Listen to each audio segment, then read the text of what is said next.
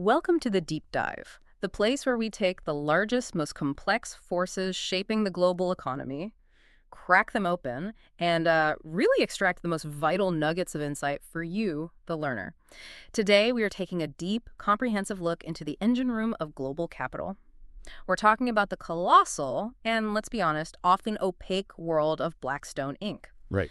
And when we talk about a company of this scale, the numbers are, well, they're almost unfathomable.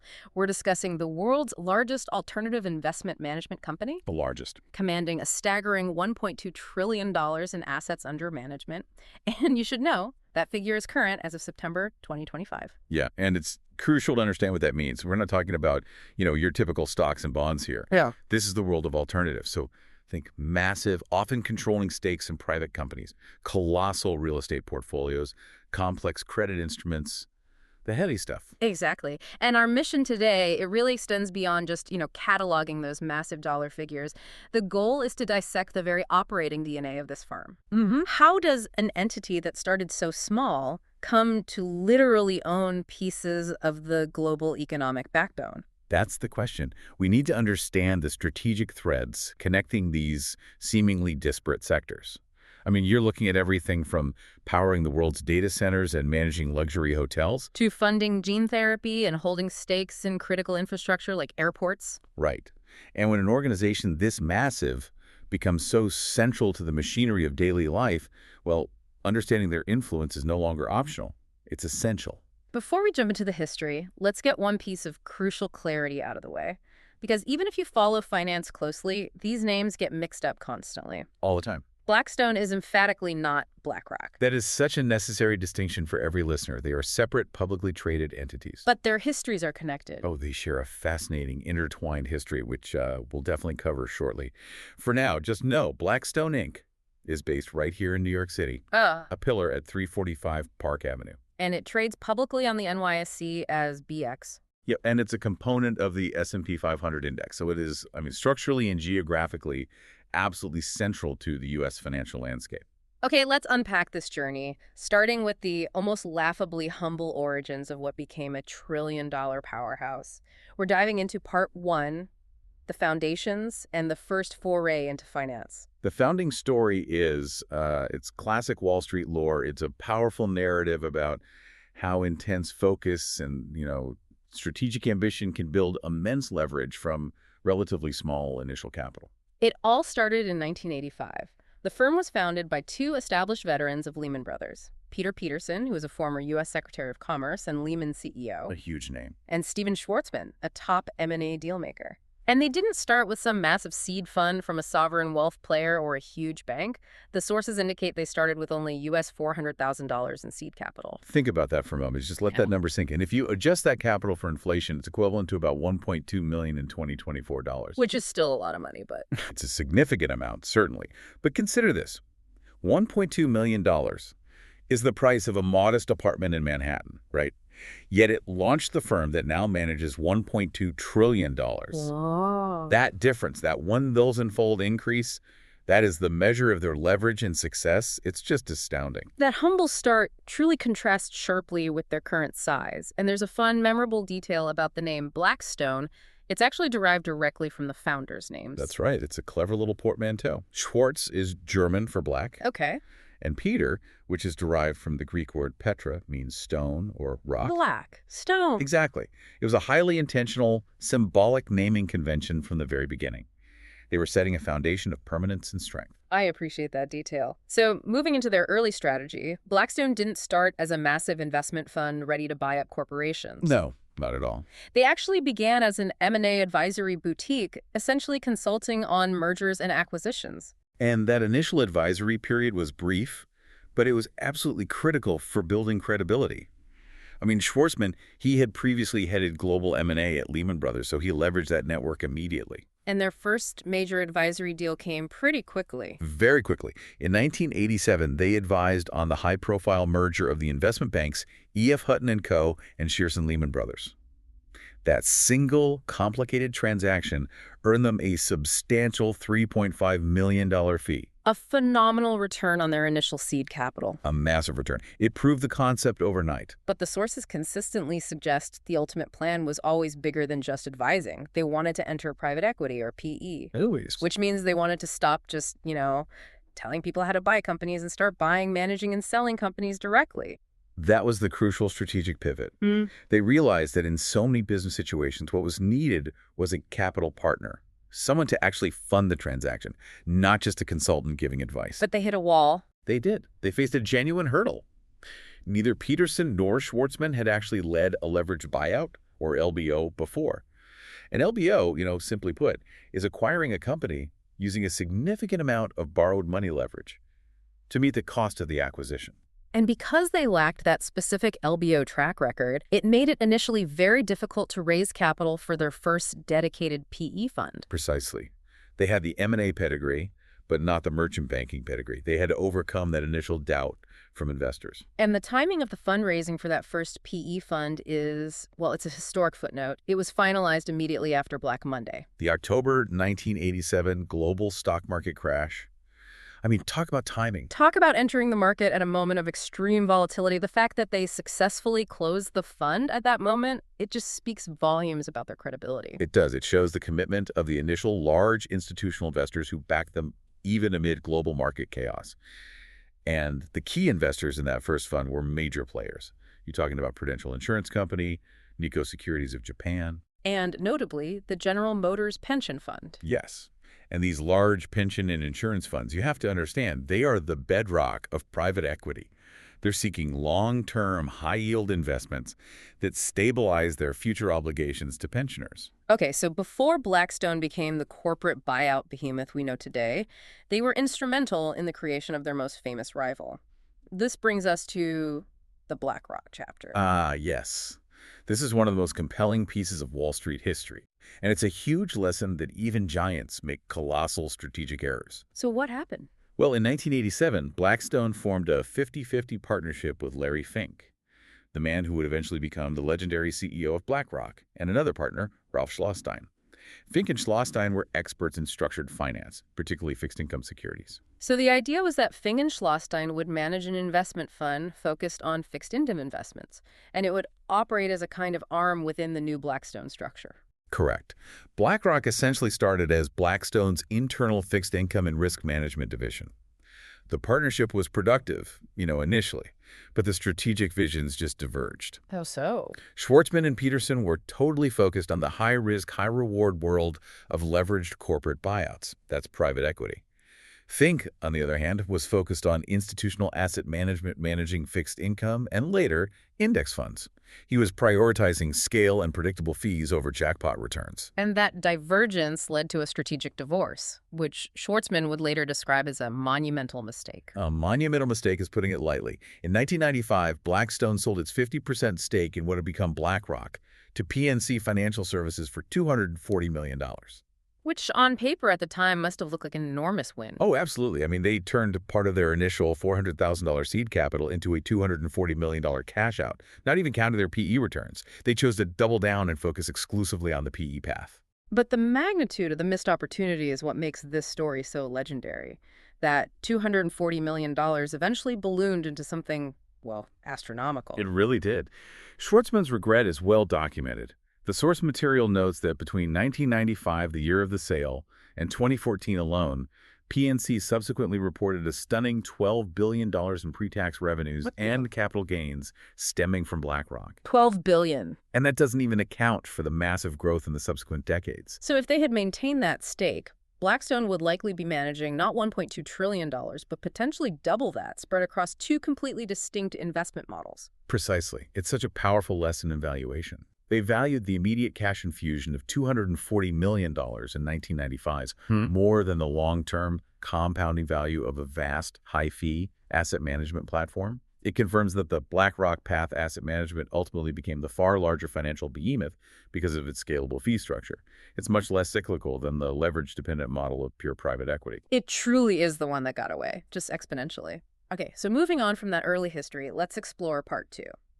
Defining the buyout era, which really spans the 1990s through 2007.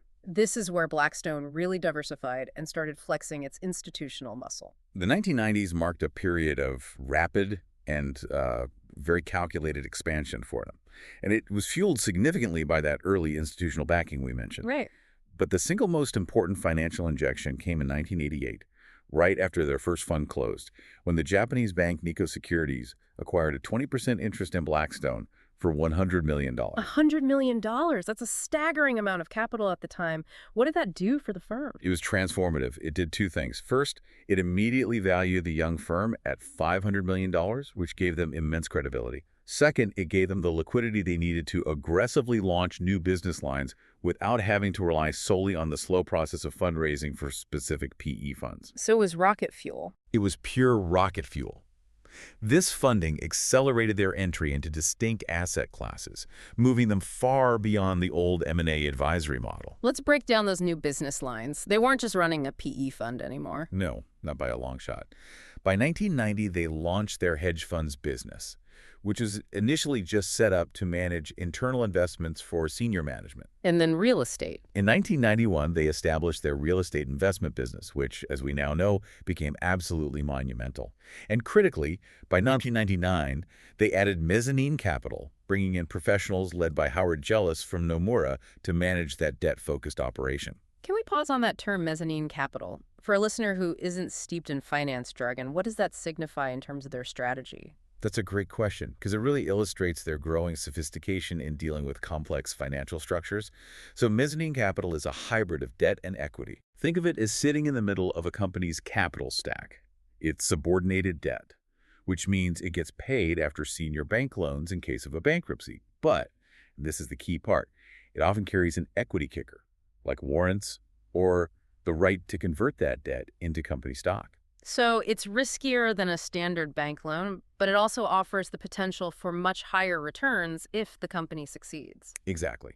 It's flexible financing that's often used to bridge the gap between senior loans and pure equity investment, especially for rapid growth or for these huge buyouts.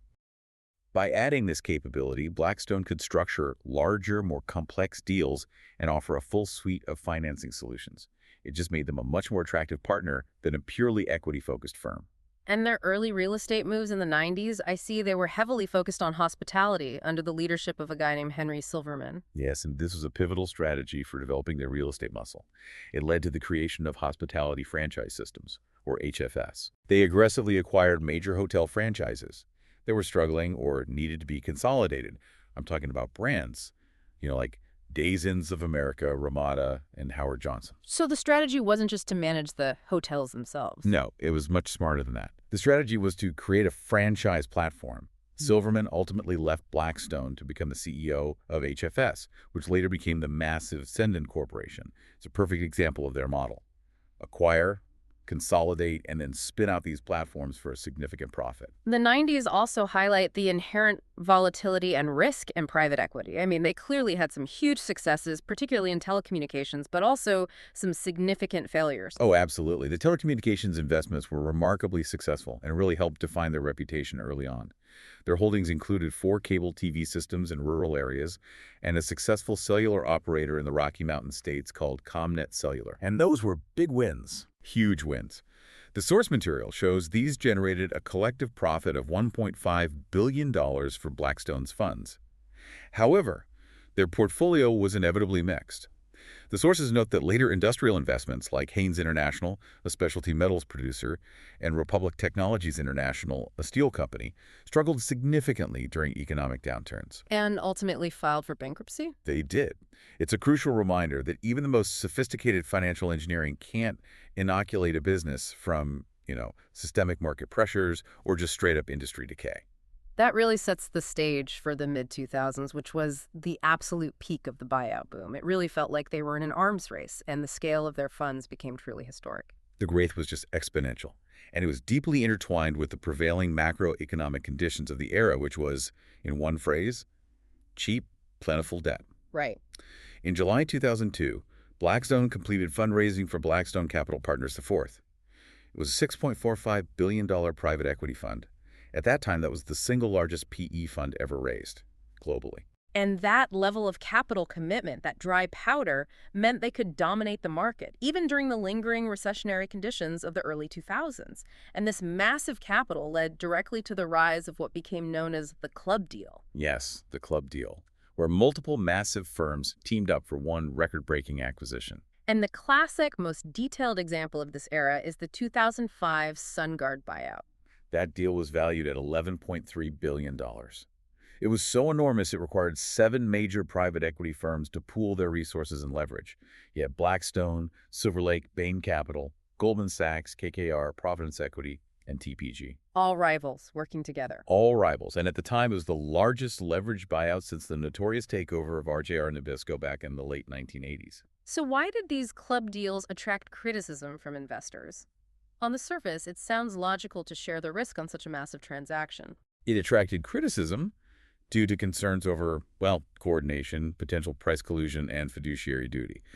Critics, particularly the big institutional investors who are funding these PE houses, felt that involving so many direct rivals in one transaction was, and I'm quoting, generally unattractive. That's why unattractive. They suggested that competitive bidding might have been suppressed. If all the big buyers are on the same team, who is left to bid up the price? I see. And they were also worried that sharing a company among 7 masters might compromise the intense operational focus that's required to maximize returns.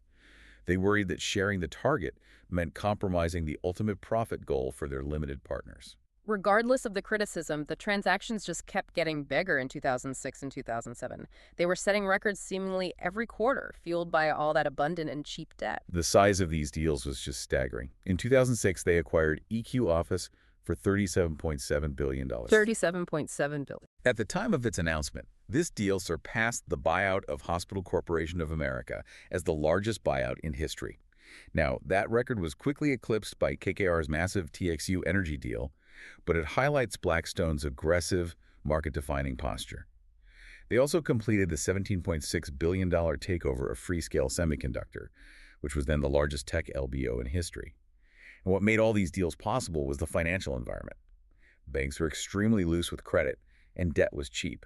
It allowed PE firms to put down only 20–30% in equity and finance the rest, which massively boosted their potential returns. And their signature move that truly marked the end of that multi-year debt-fueled boom, what was the peak? That was, without a doubt, the massive $26 billion acquisition of Hilton Worldwide, which was announced in July 2007. The sources specifically refer to this deal as the high watermark of the multi-year LBO boom. High watermark. It signaled maximum optimism right before the credit markets fundamentally seized up.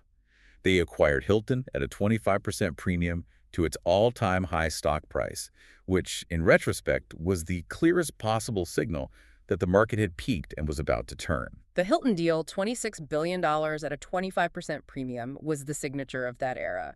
But the ultimate genius move, the capstone of the entire boom, wasn't a purchase. It was their decision to take their own company public.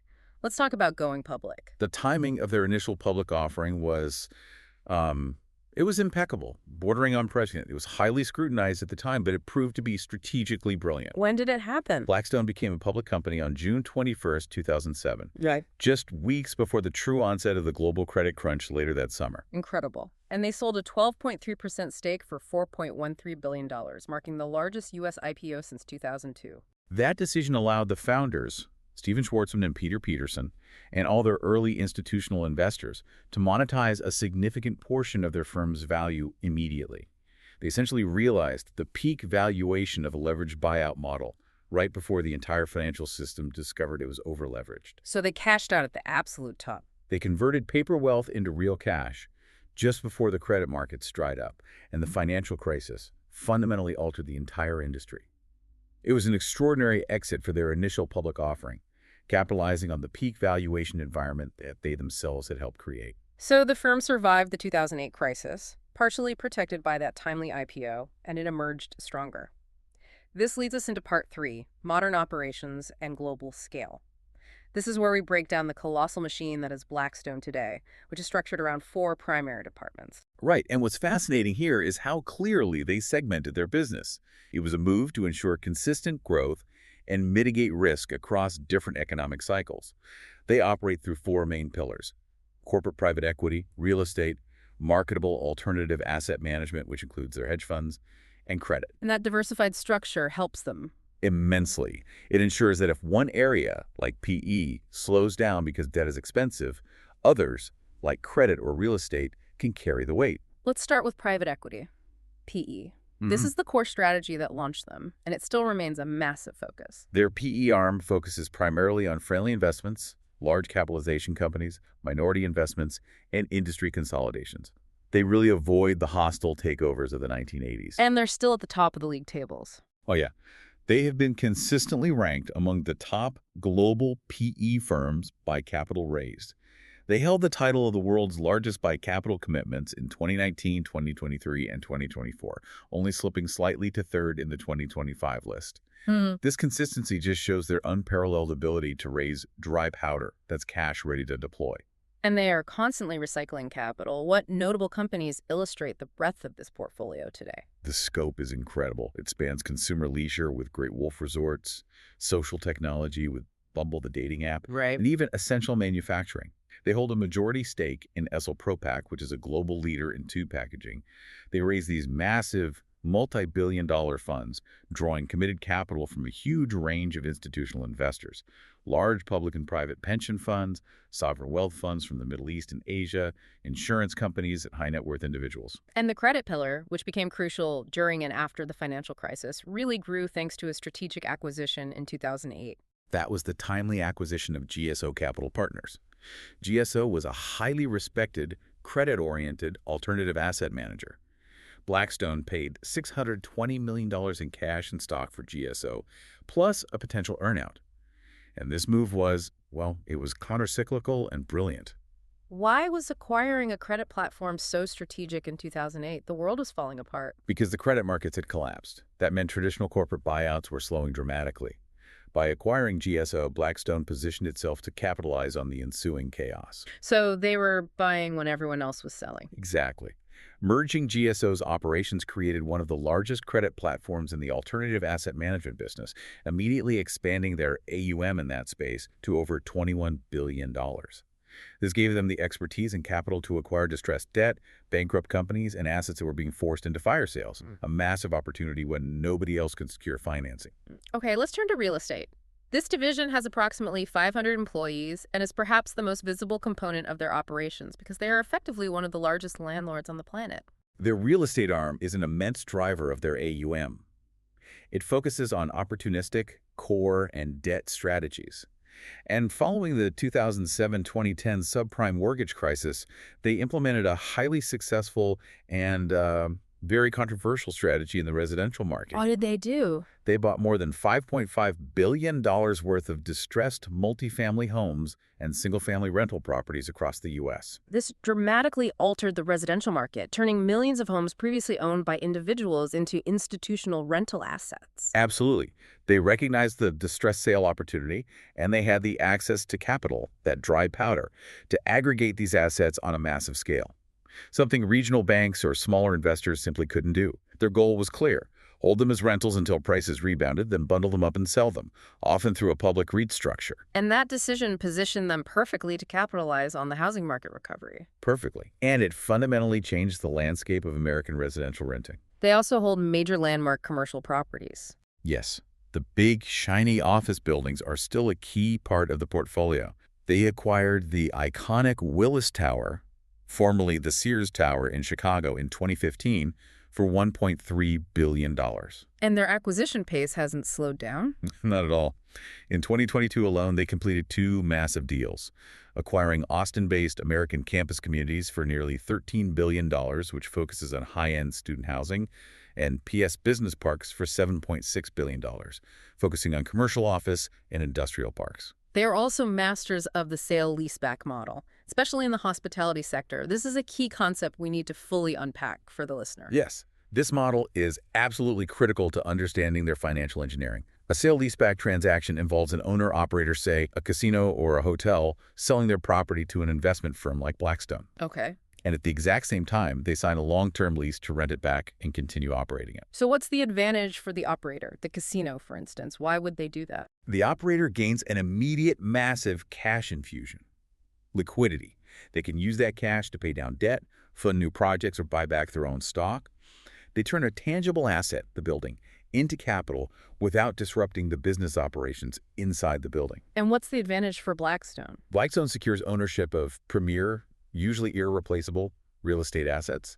And most importantly, they secure a long-term, predictable, and often escalating rental income from a reliable tenant. It's a low-risk, annuity-like income stream backed by incredibly valuable property. And we've seen them do this with some very famous properties. Oh, yes. Prime examples of this include the Bellagio in 2019 and the Aria Resort and Casino Fodara in 2021, both of which they acquired from MGM Resorts in massive sale-leaseback transactions. And the sources show that their new frontier, the next massive asset class they're aggressively moving into, is data centers. That's where the infrastructure focus is shifting. It's directly addressing the massive capital demands of the digital economy, especially the rise of generative AI. Blackstone is reportedly building a $25 billion empire of these power-hungry data centers. And they made a huge acquisition to kick this off. They did. They acquired Quality Technology Services, or QTS, for approximately $10 billion in 2021. And they've doubled down on that strategy in the Asia-Pacific region. Exactly. In 2024, they announced an agreement to acquire AirDrunk, which is a major data center platform spanning Asia-Pacific, for an enterprise value exceeding $24 billion. So if we connect this to the bigger picture, They aren't just buying buildings anymore. They are buying the physical backbone required to run generative AI models, cloud storage, and the entire global digital ecosystem.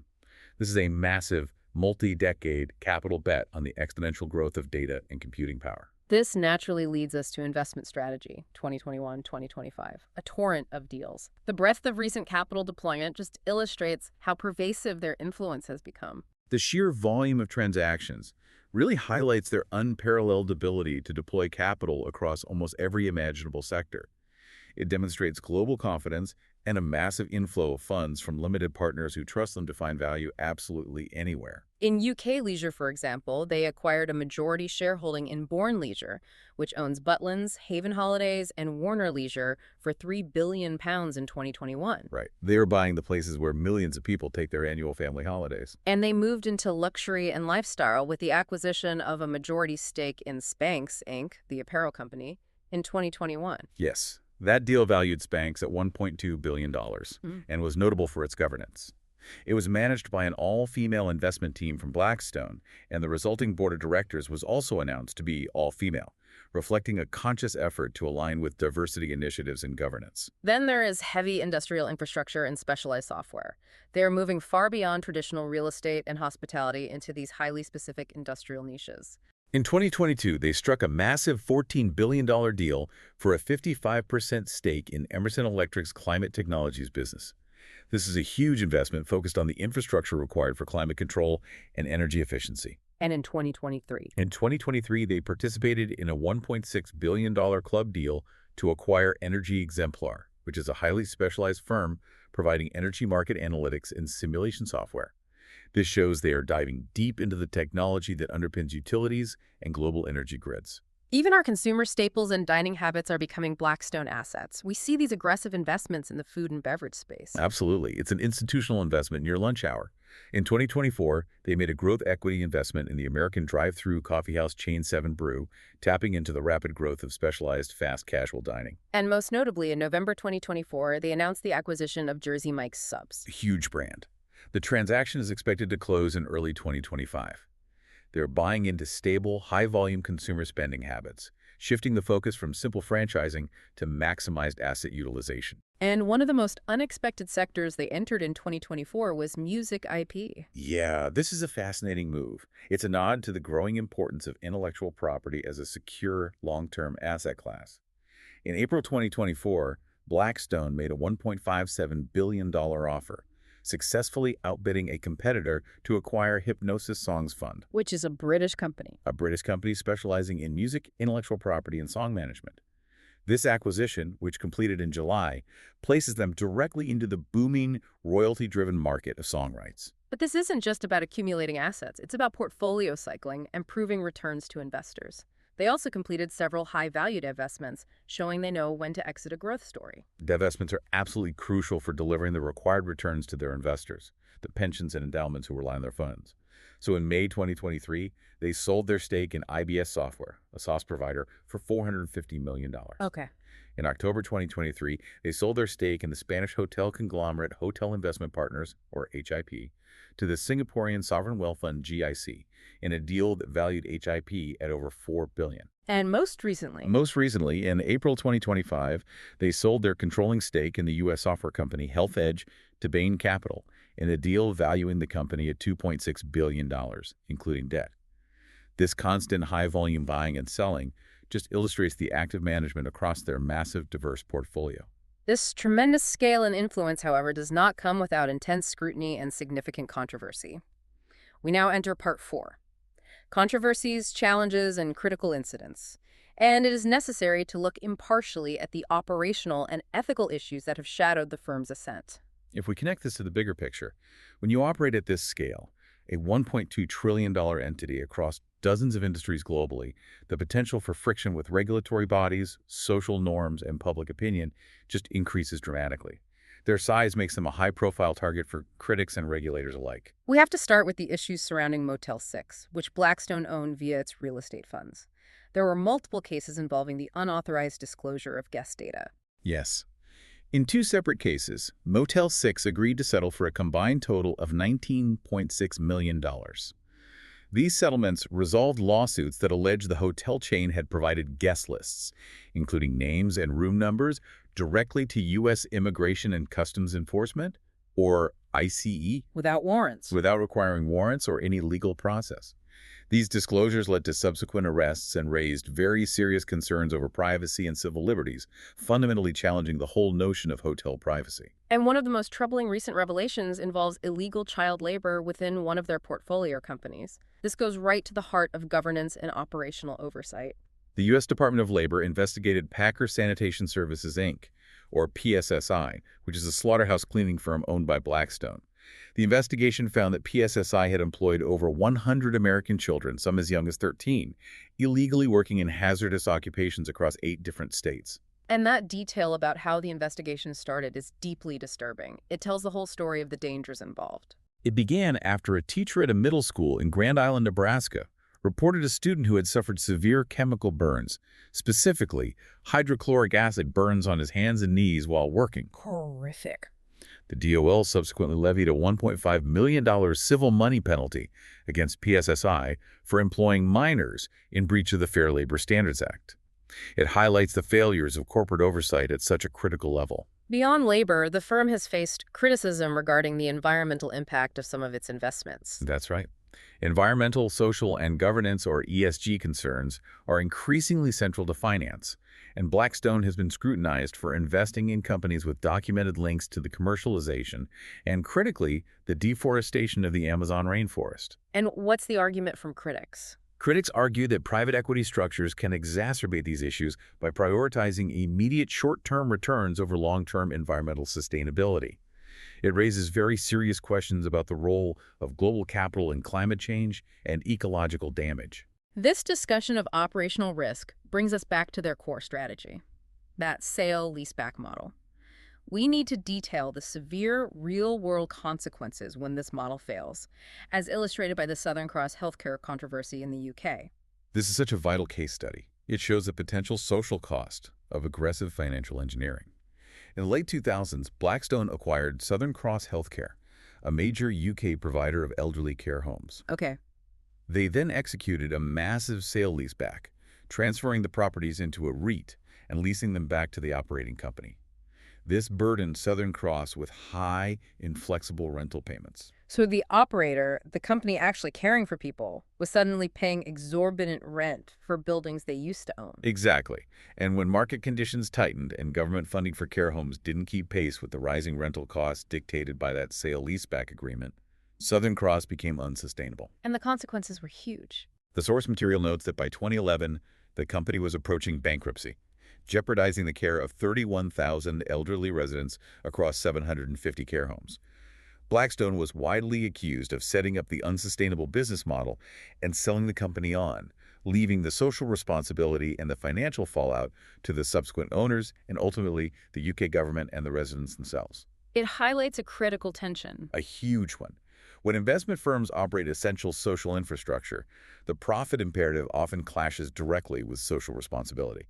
Shifting to digital assets, the 2020 acquisition of Ancestry.com for $4.7 billion sparked significant data privacy concerns. Right, because Ancestry.com controls access to millions of people's highly sensitive genetic and familial data. This acquisition heightened concerns about who controls, accesses, and profits from this information, particularly given Blackstone's reputation for aggressive asset management. And what's the core fear? The key fear is that this genetic data could potentially be used for non-consensual tracking, medical underwriting, or even law enforcement identification. And these concerns quickly materialized into complex legal challenges. That's right. Blackstone has had to aggressively defend itself against complex class action litigation. These suits specifically relate to the alleged misuse of data from people who did not directly consent to genetic testing, but were identifiable through biological relations or other means contained within the Ancestry database. It just underlines the complex legal and ethical gray areas inherent in controlling vast pools of highly personal and genetic information. Shifting to internal operational challenges, even a firm as large as Blackstone isn't immune to market volatility and investor nerves, which leads us to recent shocks and operational friction. The most notable internal shock was the restriction placed on their massive real estate investment trust. Bright, the Blackstone Real Estate Investment Trust. Bright is structured as a continuously open-ended fund designed primarily for high-net-worth retail investors, and it offers liquidity that's usually superior to traditional closed-end PE funds. But in December 2022, they had to restrict withdrawals. What caused that reaction? Well, due to a sharp downturn in investor sentiment, driven by rising interest rates and fears about the commercial property market, Blackstone faced a surge in redemption requests that exceeded their preset liquidity limits. So, too many people wanted their money out at once. Exactly. They restricted investors' ability to withdraw funds from the $125 billion fund, causing widespread consternation among those investors who expected easy access to their capital. This event really exposed the liquidity challenges that can affect even these supposedly liquid private equity funds when investor sentiment shifts rapidly, forcing the firm to burn capital to meet redemptions. The sources also indicate a recent significant personnel shift at the top levels of their real estate division, which is always closely watched in finance. Yes. In November 2025, Kathleen McCarthy Baldwin, who had served as the global co-head of real estate, announced her departure from the firm at the end of the year. Baldwin was one of Wall Street's highest-ranking and most influential female executives, making her exit a high-profile loss for the firm, especially given her involvement in such a core segment of Blackstone's massive business. And finally, a devastating tragedy that struck at the very heart of the organization in 2025. In July 2025, a horrific mass shooting occurred at the Manhattan headquarters at 345 Park Avenue. The gunman, identified as Shane Devon Tamara, entered the building, which resulted in a massive police response and a terrible loss of life. The tragedy resulted in the deaths of 4 people, including a very senior executive who was key to their real estate operations. Yes. Among the 4 victims killed was Wesley LePantner, a senior managing director at Blackstone and the CEO of the firm's massive real estate fund, Bright. Also killed were an off-duty New York City police officer working security, a security guard, and another employee in the building. It was a shocking and devastating incident that occurred at the symbolic center of global finance, highlighting the vulnerability of even the most powerful institutions. What a monumental, multifaceted story spanning decades of innovation and controversy. Let's bring it all back together for the listener in our summary and final thought. We've tracked Blackstone Inc. from its founding in 1985, a $400,000 startup offering M&A advice that strategically failed to capitalize on the birth of BlackRock, to a global investment behemoth commanding $1.2 trillion in assets today. They are now fundamental owners of global commerce and infrastructure. They control everything from the resorts you might vacation at and the physical assets required for AI computing to essential specialized services like healthcare software and critical infrastructure, including a 22% stake in AGS Airports in the UK, acquired in 2025. They have successfully inserted themselves as a foundational layer beneath modern global life. They really have. The consistency of their deal flow, spanning everything from music IP to climate tech, truly forces us to analyze their structural market impact. The sheer volume and diversity of that investment portfolio suggest an unparalleled level of influence. So what does this all mean for the global economy and for you? This raises an important question. What is the broader consequence of institutional investors like Blackstone holding vast swaths of residential property, commercial assets, and increasingly social infrastructure? Their success stems from financial innovation, the use of leverage and structures like the sale-leaseback that maximizes asset value. Right. But when the imperative for profit dictates the operation of essential services, from utilities to elder care, as we saw with Southern Cross, the alignment of interest between shareholder value and public good inevitably becomes blurred. Their size grants them the ability to dictate trends, from the massive global push into data centers to their role as arguably the world's largest owner of real estate. The risk doesn't disappear, it just gets transferred. Exactly. When an investment firm achieves this status, becoming a fundamental owner and operator of critical services, how does the imperative for generating maximum profit for its limited partners intersect with the broader social responsibility owed to the communities and consumers who rely on those services? And who ultimately bears the risk? Who ultimately bears the risk when the investment model, which is based on leverage and financial engineering, inevitably fails or hits a major structural shock? That's the question you, the learner, should continue to mull over as you see these institutional giants making their next trillion-dollar moves. Because whether you know it or not, you are living in a Blackstone-owned world.